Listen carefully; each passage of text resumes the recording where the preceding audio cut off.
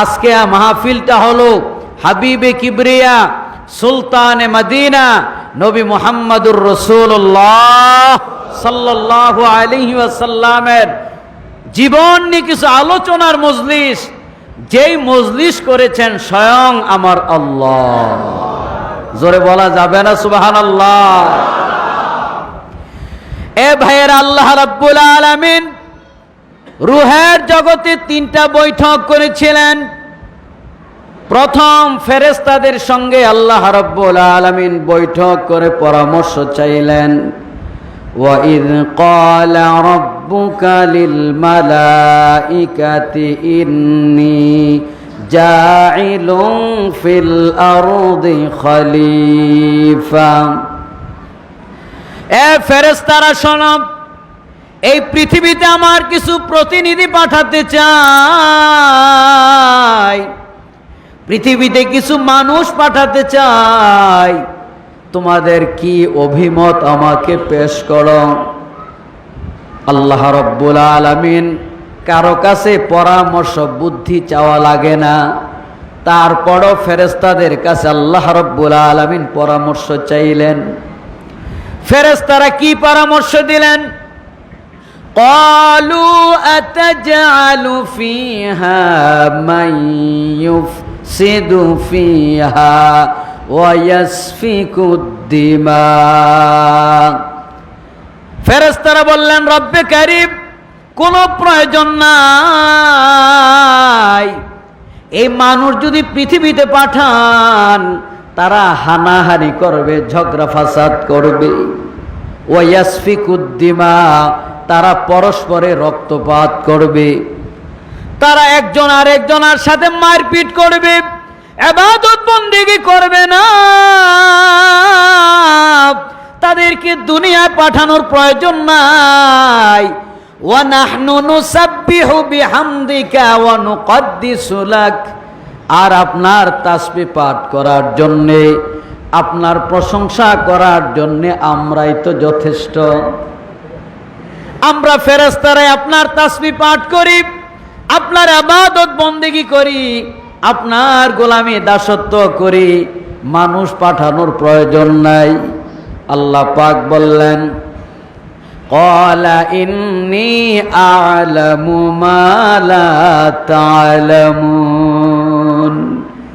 আল্লাহ রাব্বুল আলামিন বললেন, ও ফেরেশতারা, আমি আল্লাহ যা জানি তোমরা তা জানো না। আমি মানব জাতিকে পৃথিবীতে প্রেরণ করব, আমার খলিফা আমি পৃথিবীতে পাঠাবো। আজকের এই মজলিসে এত মানুষ একসাথে বসা, একটা টু শব্দ নাই।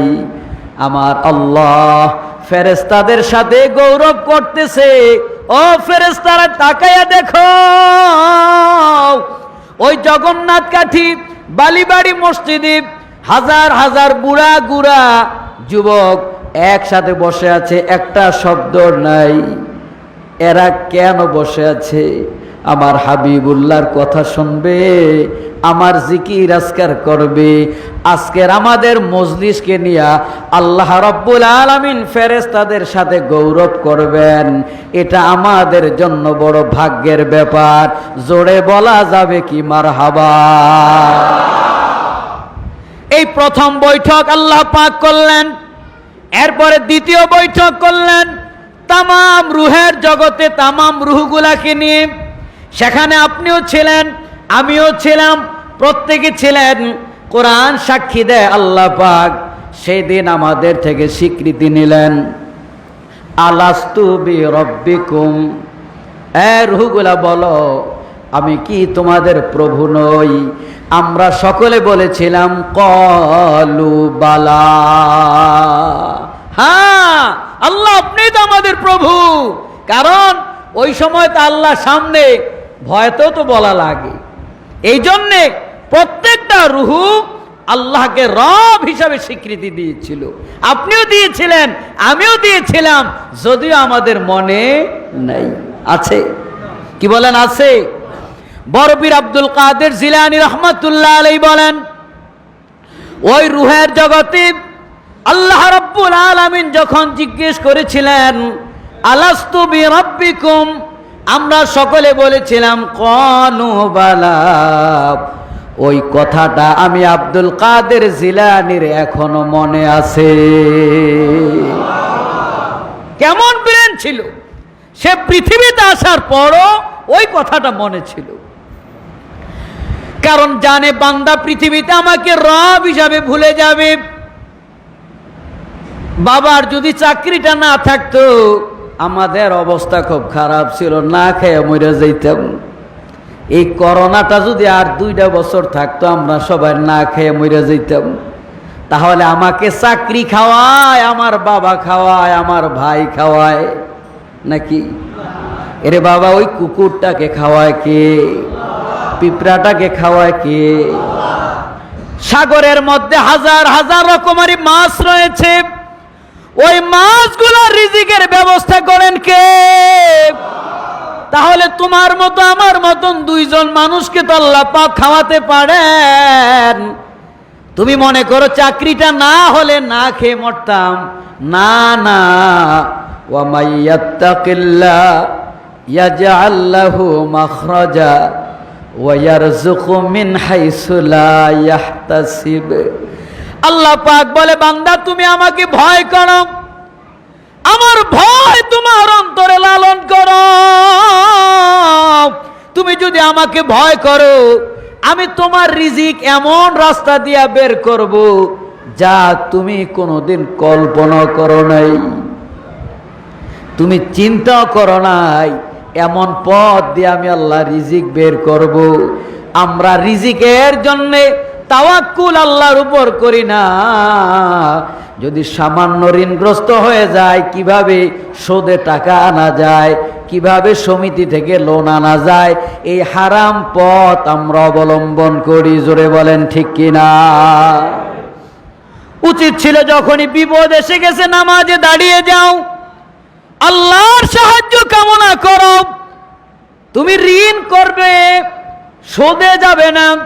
ঋণ হতেই পারে, বিপদ হতেই পারে, অভাব হতেই পারে। সাহাবায়ে কেরাম 3 দিন 4 দিন পর্যন্ত খায় নাই, এরপর হারাম অবলম্বন তো দূরের কথা, হারাম পন্থা তো দূরের কথা, তারা এক ভাই আরেক ভাইয়ের কাছে কোনো কিছু সোয়ালও করে নাই। ভাই আমার কিছু খাওয়ান দাও, এই চাওয়াটা পর্যন্ত চায় নাই।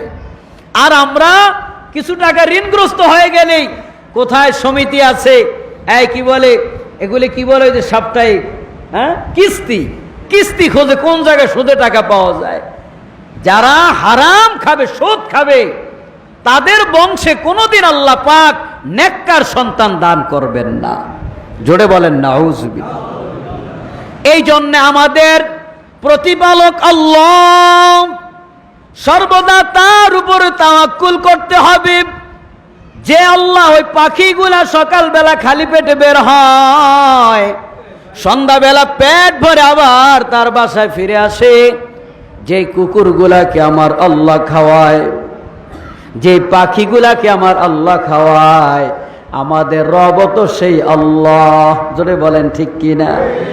ওয়া মা মিন দাব্বাতিন ফিল আরদি ইল্লা আলাল্লাহি রিজকুহা।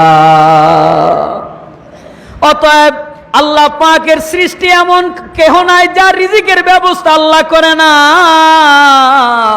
আমাকে আল্লাহ পাক যেহেতু সৃষ্টি করেছেন, আমার রিজিক আল্লাহ পাক আমার সৃষ্টির 50,000 বছর আগে বরাদ্দ করছেন। আত-তাকদীরু সিররুল্লাহ, তকদির এটা হলো আল্লাহ পাকের একটা গোপন ভেদ। এটা কোন নবী রাসূল ফেরেশতাকে আল্লাহ পাক জানায় নাই। আত-তাকদীরু সিররুল্লাহ, এই রিজিক এটা আল্লাহ পাকের গোপন ভেদ, এটা আল্লাহর পক্ষ থেকে বন্টিত। অতএব আমরা রিজিক নিয়ে টেনশন না করে আমাদের অন্তরে যদি আল্লাহ পাকের ভয় রাখি আর আল্লাহকে যদি রব হিসাবে মনে প্রাণে বিশ্বাস করি, তাহলে এই পৃথিবীতে কোনোদিন রিজিকের অভাব হবে না। তাহলে সকলে একটু জবান খুলে বলেন আমাদের রবকে। আওয়াজ হয় নাই, দুই হাত উঁচু করে বলেন আমাদের রবকে, আমাদের হায়াতের মালিককে, আমাদের মৌতের মালিককে।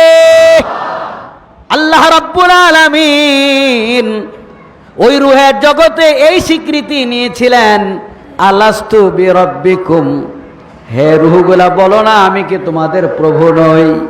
আমরা সকলে বলেছিলাম ক্বালু বালা, হ্যাঁ আল্লাহ আপনি আমাদের রব। তৃতীয় বৈঠক করেছিলেন আখাসুল খাস, তামাম নবীগণের রুহগুলা নিয়ে, তামাম পয়গম্বরদের রুহ নিয়ে আল্লাহ পাক যখন বসলেন, 2.25 লক্ষ নবী তাদেরকে নিয়ে আল্লাহ রাব্বুল আলামিন বিশেষ বৈঠক দিলেন। ওই বৈঠকে প্রধান আলোচক হলেন আমার আল্লাহ। একটু দিল খুলে বলা যাবে কি সুবহানাল্লাহ? ওই মজলিসের আলোচক আমার আল্লাহ, আর ওই মজলিসের আলোচ্য বিষয় হলেন মুহাম্মাদুর রাসূলুল্লাহ। চিৎকার দিয়ে বলেন আল্লাহু আকবার। আল্লাহ রাব্বুল আলামিন ওই নবীদের মজলিসে আলোচনা করতেছেন, ইয়াসিন ওয়াল কুরআনিল হাকীম ইন্নাকা লামিনাল মুরসালিন আলা সিরাতিম মুস্তাকিম। আল্লাহ রাব্বুল আলামিন তিনি আলোচনা শুরু করলেন, ইয়াসিন হুরুফে মুকাত্তাত, এর অর্থ আল্লাহ পাকই ভালো জানেন। ওয়াল কুরআনিল হাকীম, বিজ্ঞানময় কোরআনের কসম।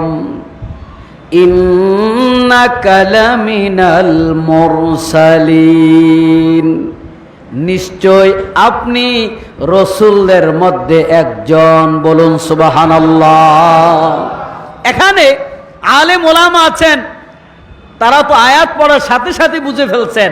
যারা সাধারণ একটু স্বাভাবিক মানুষ আছেন, যারা মাদ্রাসায় পড়াশোনা করেন নাই, আপনাদেরকে আর একটু ভেঙে বোঝানো দরকার। ইন্নাকা মানে নিশ্চয় আপনি, অর্থাৎ আরবিতে কা দ্বারা হলো উপস্থিত, আর হু মানে সে। ইন্না হু নিশ্চয় সে, সে মানে কি অনুপস্থিত, আর আপনি মানে কি উপস্থিত। কি কথা বুঝতেছেন আমার? আপনি মানে হাজির উপস্থিত, আর সে মানে অনুপস্থিত। এখানে আরবিতে যদি অনুপস্থিত বিষয় বলা হয় তাহলে ইন্না হু নিশ্চয় সে, আর ইন্না কা নিশ্চয় আপনি। তাহলে দেখেন সূরা ইয়াসিনের শুরুতে আল্লাহ পাক বলতেছেন ইন্নাকা লামিনাল মুরসালিন, নিশ্চয় আপনি হে রসুল, রসুলদের মধ্যে আপনি একজন। এখন বলেন তো ওই মজলিসে আমাদের রসুল আছে না নাই? কি আমি কথাটা বুঝাইতে পারছি? যদি রসুল ওই মজলিসে না থাকতেন তাহলে আল্লাহ পাক বলতেন ইন্নাহু লামিনাল মুরসালিন, নিশ্চয় সে মুহাম্মদ সাল্লাল্লাহু আলাইহি ওয়াসাল্লাম রসুলদের মধ্যে একজন। কিন্তু আল্লাহ পাক কি বললেন? ইয়াসিন ওয়াল কুরআনিল হাকীম ইন্নাকা লামিনাল মুরসালিন আলা সিরাতিম মুস্তাকিম। বিজ্ঞানময় কোরআনের কসম, নিশ্চয় আপনি রসুল, রসুলদের মধ্যে একজন, আর আপনি সিরাতে মুস্তাকিম তথা সঠিক পথে প্রতিষ্ঠিত। এই কথাটা আল্লাহ রাব্বুল আলামিন তামাম নবীদেরকে সাক্ষী রেখে বলতেছে, বলেন মারহাবা। তাহলে যে আল্লাহ তার হাবিবকে নিয়ে আলোচনার মজলিস করেন, সেখানে আমরা পৃথিবীতে যত দামি মজলিস করি আল্লাহর মজলিসের তুলনায় অতি নগণ্য। চিল্লায় বলেন ঠিক কিনা? কারণ রসুলের শান দিয়েছেন কে? জোরে বলেন কে?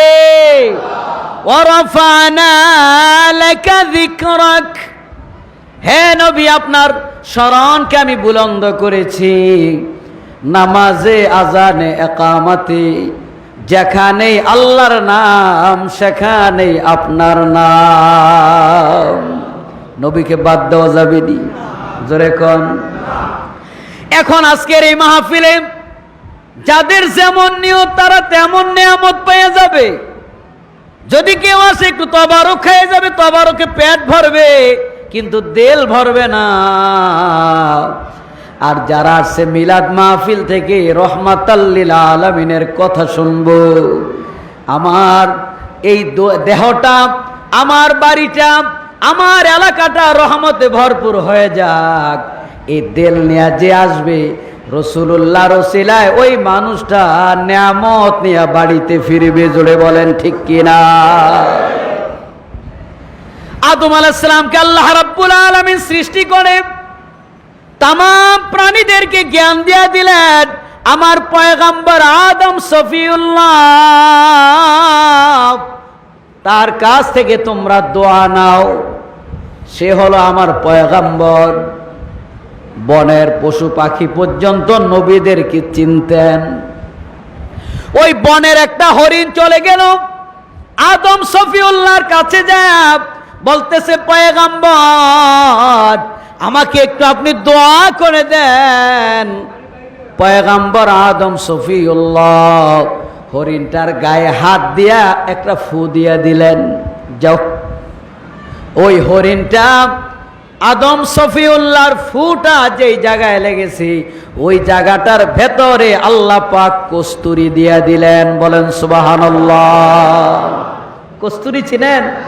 হরিণ এক প্রকার হরিণ হলো ভেতরে কস্তুরি হয়। কস্তুরিওয়ালা হরিণটার দাম অনেক টাকা, লক্ষ লক্ষ টাকা।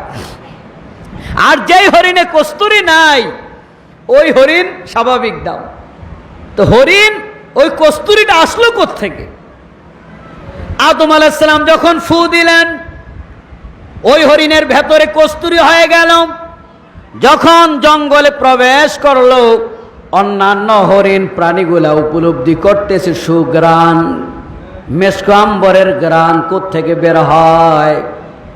নাক লাগে গ্রাণ নিয়ে দেখে একটা হরিণের গা থেকে গ্রাণ আসতেছে। বলেন সুবহানাল্লাহ। হরিণগুলা বলে, ব্যাপার কি, তোমার এই গ্রাণ পাইলে কোত্থেকে? বলে, আমিও তো তোমাদের মতো সাধারণ হরিণ, আমি আল্লাহর পয়গম্বর আদম সফিউল্লাহর কাছে গিয়েছিলাম, পয়গম্বর আমার জন্য একটু দোয়া করে দিয়েছে। আমার যেই জায়গায় পয়গম্বরের হাত মুবারক লাগাইয়া ফু দিয়েছে ওই জায়গাটায় আল্লাহ পাক কস্তুরি দিয়া দিছেন, সুঘ্রাণ দিয়া দিছেন। বাকি হরিণগুলা বলে, তাইলে চল আমরা যাই, নবীর কাছ থেকে একটু দোয়া নিয়ে আসবো। অন্যান্য হরিণগুলা রওনা হয়ে গেছে পয়গম্বর আদম সফিউল্লাহর কাছ থেকে দোয়া আনবে। গেছে নবীর কাছ থেকে দোয়া আনবে তথা একটু গ্রাণ পাওয়া যাক, যেন ভেতরে কস্তুরি হয়। নিয়তে ভেজাল আছে না নাই? অন্যান্য হরিণগুলা যখন পয়গম্বর আদম সফিউল্লাহর কাছে গেলেন, আদম সফিউল্লাহ প্রত্যেকের গায়ে হাত দিয়া প্রত্যেককে ফু দিয়া দিলেন। বাকি হরিণগুলা জঙ্গলে এসে দেখে তাদের গা থেকে গ্রাণ বের হয় না। কি ব্যাপার, তুমিও তো নবীর কাছ থেকে ফু আনলা, তোমার গায়ে তো সুন্দর গ্রাণ, আমাদের গায়ে গ্রাণ নাই কেন? বলে, দেখো এটা একটা নিয়তের ব্যাপার। আমি তো কস্তুরি আনার জন্য যাই না, আমি তো জানি না আল্লাহর পয়গম্বরের দোয়ার ফল কি হবে। আমি তো গিয়েছিলাম আল্লাহর পয়গম্বর আদম সফিউল্লাহর কাছ থেকে একটু দোয়া আনার জন্যে। আল্লাহর বন্ধু এক ফুতে আমার ভেতরে কস্তুরি হয়ে গেছে। তোমরা গেছো দোয়া আনার জন্য না, তোমরা গিয়েছো কস্তুরি আনার জন্যে। এই জন্যে পয়গম্বরের ফু পাওয়া সত্ত্বেও তোমাদের কস্তুরি পাওয়া যায় নাই। তাহলে এটা হলো একটা দিলের ব্যাপার। এরে বাবা আরেকটু সহজ করে দেই, পয়গম্বর ইব্রাহিম খলিলুল্লাহ, তাকে যখন নমরুদ আগুনে পড়বেন এই জন্যে প্রস্তুতিমূলক গর্ত খনন করলেন। গর্ত খনন করে লাকড়িতে আগুন জ্বালাচ্ছিলেন, ওখানে পয়গম্বর খলিলুল্লাহকে ফেলবেন। নমরুদের আগুন যখন ধাউ ধাউ করে জ্বলতেছে, ওই গিরগিটি যে ফু দেয় যেন আগুন বাড়ে। গিরগিটি আমাদের দেশের টিকটিকিকে মানুষে গিরগিটি মনে কইরা মারে, আসলে গিরগিটি আর টিকটিকি এক না। টিকটিকির মতো গিরগিটির মধ্যে নবীর বিদ্বেষ নিয়ে আগুনে ফু দিছে যেন আগুনটা বাড়ে। বলেন তো একটা গিরগিটির ফু থেকে আগুন বাড়ে বা কমে নাকি? কি বাড়বে? কিন্তু গিরগিটিটার ভেতরে নবীর বিদ্বেষ, আমি ফু দিয়ে আগুন বাড়াইয়া দেব। আর ওই আগুনে আল্লাহর পয়গম্বর ইব্রাহিম খলিলুল্লাহ পড়বে। এই জন্যে কিয়ামত পর্যন্ত ওই গিরগিটি প্রাণীটা পৃথিবীর মানুষের কাছে ঘৃণিত। বলেন নাউজুবিল্লাহ। ওই গিরগিটি প্রাণীকে মারতে পারলে সওয়াব হবে। অপরদিকে একটা কবুতর প্রাণী, কবুতর নবীর পয়গম্বর আল্লাহর পয়গম্বর নবী ইব্রাহিম খলিলুল্লাহকে জ্বালাবেন বলে আগুন জ্বালালেন। কবুতর গিয়ে পানি ঠোঁটে কইরা আইনা ওই আগুনের মধ্যে ফেলে দিলেন। কবুতর তার ভেতরে রাসূলুল্লাহর প্রেম, খলিলুল্লাহর প্রেম জাহির করলেন। আল্লাহ, আপনার খলিলুল্লাহ আগুনে জ্বলবে, এটা আমি বরদাস্ত করতে পারবো না। আমি পানি এনে আগুনের মধ্যে ছেড়ে দিলাম যাতে আগুনটা কমে যায়। এরে বাবা, কবুতরের ঠোঁটের পানির আগুন, ঠোঁটের পানির দ্বারা আগুন এক বিন্দুও কমবেও না, বাড়বেও না। কিন্তু ওই কবুতরের ভেতরে রসুলের প্রেম ভালোবাসা থাকার কারণে কিয়ামত পর্যন্ত মানুষের কাছে কবুতরকে আল্লাহ পাক এত মায়া, এত আদরের প্রাণী বানাইয়া দিলেন। যারা কবুতর পালে তারা বউয়ের চাইতো কবুতররে বেশি ভালোবাসে। কি ঠিক না বেঠি? কবুতর ধরলো মায়া লাগে। কবুতরের বাচ্চা খাইতো মায়া। এক জোড়া কবুতরের বাচ্চা 350-400 টাকার দাম। এক জোড়া কাউয়ার বাচ্চার দাম কত বলেন? কথা কেন? 10 টাকাও নেই। তাইলে কাক আর কবুতর দেখে একরকম, কিন্তু কবুতরটার দাম কত বেশি। আবার মানুষ মায়াও করে, সকালবেলা উঠেই ফজর নামাজ পড়ে এসে কবুতর গুলাকে খাবার দেয়, কিন্তু বউ খাইছে কিনা খবর নেয় না। কি ঠিক কিনা? তাইলে যারা কবুতর পালে স্ত্রীর চাইতো কবুতরের প্রতি মহব্বত বেশি। কি কথা বুঝেন নাই? কেন? কবুতরের প্রতি মানুষের মায়া মহব্বত এটা আল্লাহ পাক দিয়েছেন, কারণ তার মধ্যে একটু রসুলের প্রেম ভালোবাসা থাকার কারণে এটা কিয়ামত পর্যন্ত মানুষের কাছে ভক্তির সাথে একটা প্রাণী হিসাবে জীবিত আছে। বলুন সুবহান। তাহলে দেখেন, আমাদের এই মজলিসে আমরা সবাই একরকম, কিন্তু নিয়তের কারণে আপনি নেয়ামত পাইবেন। যার মধ্যে রাসূলুল্লাহর প্রেম নিয়ে এই মজলিসে বসবেন, ওই মানুষটা রসুল প্রেম থাকার কারণে নেয়ামত পাইয়া যাবেন। আসমান থেকে বৃষ্টি পড়ে, বৃষ্টির পানিটা ভালো না খারাপ? সবাই বলেন। বৃষ্টির পানি দিয়ে ভাত রান্না করলে ভাত ভালো থাকে, তরকারি রান্না করলে তরকারি ভালো থাকে। বৃষ্টির পানি পান করলে এটা ভেজাল মুক্ত। বলেন তো, বৃষ্টির পানিটা যদি পুকুরে পড়ে কিসের পানি বলা হয়? বৃষ্টির পানি কয়। পুকুরের পানি কিসের পানি? বৃষ্টির পানিটা যদি নদীতে পড়ে কিসের পানি হয়ে যায়? নদীর পানি। বৃষ্টির পানিটা যদি খালে পড়ে, বৃষ্টির পানিটা যদি পুকুরে পড়ে, বৃষ্টির পানিটা যদি টয়লেটের ট্যাঙ্কিতে পড়ে, ময়লা পানি, তাহলে বৃষ্টির পানিটা ভালো। জায়গার কারণে, পাত্রের কারণে নাম পরিবর্তন হয়ে যায়, নদীর পানি হয়ে যায়, পুকুরের পানি হয়ে যায়, খালের পানি হয়ে যায়, টয়লেটের ময়লা পানি হয়ে যায়। বৃষ্টির পানিটা ভেজাল মুক্ত, কিন্তু পাত্রের কারণে পানিটার যেমন নাম পরিবর্তন হয়। মিলাদুন নবীর মাহফিলে আল্লাহর রহমতের খাজানা নাজিল হইতেছে। এরে বাবা, তুমি যেই নিয়ত নিয়া মজলিসে বসবা, সেই কায়দার নেয়ামত নিয়া বাড়িতে যাইবা। কি জোরে বলেন ঠিক কিনা? এখন আগে নিয়তটা ঠিক করে